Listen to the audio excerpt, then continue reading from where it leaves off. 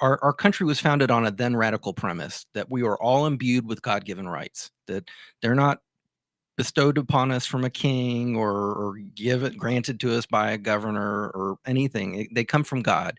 And the government's sole purpose is to protect our individual rights against threats, both foreign and domestic, that they're the servant. We are the owners, we the people, render unto Caesar that which is Caesar. Well, in this scenario, we're Caesar. We're the owners. And yet I would postulate right now that our government acts like anything but. They Yeah. act like they're the ruling class. I don't think they care about the working class or middle class people. Their actions show that they don't. And frankly, I don't think not only are they not protecting us from those threats, they are threatening our rights themselves, if not outright taking them away from us. And that's unconscionable to me. It's supposed to be God, the people, government, and it's been inverted. We need somebody who's going to be going up there to represent our true God fearing, conservative, patriotic values, and not just vote for somebody with an R behind their name and then have them betray us and sell us out the minute they get to Washington, D.C. Yeah. Because for them, it was always about winning this election and having this seat and power and enriching themselves. No more political careers, okay? Let's have citizen servants again, the way our founding fathers meant. I think they'd be spinning in their grave if they saw that we traded the yoke of the King of England for the yoke of this ruling class of professional politicians and oligarchs.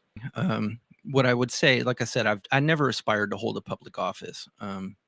I was one of those people who was just kind of asleep. I thought that if you had an R behind your name, you actually shared our conservative values and you were actually going up there and fighting the good fight. Yeah. But in the last 7 years, I had two awakenings. And the first was when Donald John Trump came down the escalator and became a candidate. And he made these very bold proclamations, these promises that America could return to its ascendancy because we had been through such a economic malaise. To your point, our betters were selling us out to China and to India and offshoring all of our manufacturing and profiting richly on the way. I mean, they literally they did not care about the health or the security of this country.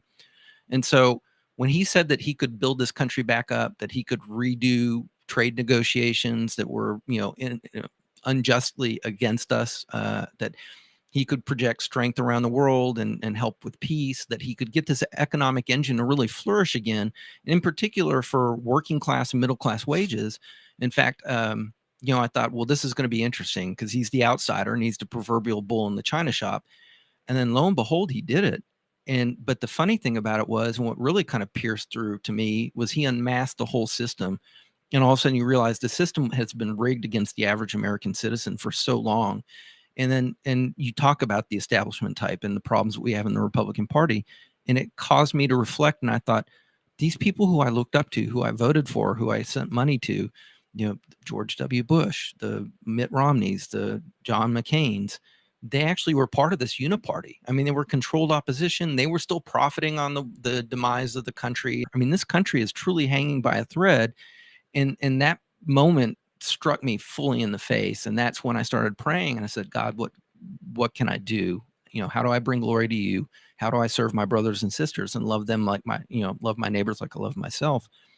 And it was, you need to get involved. You need to go be part of this change. I'm going up Amen. there to go lead this charge, to go restore the power of this country back into the hands of the people. This isn't Republican versus Democrat anymore. This is good versus evil.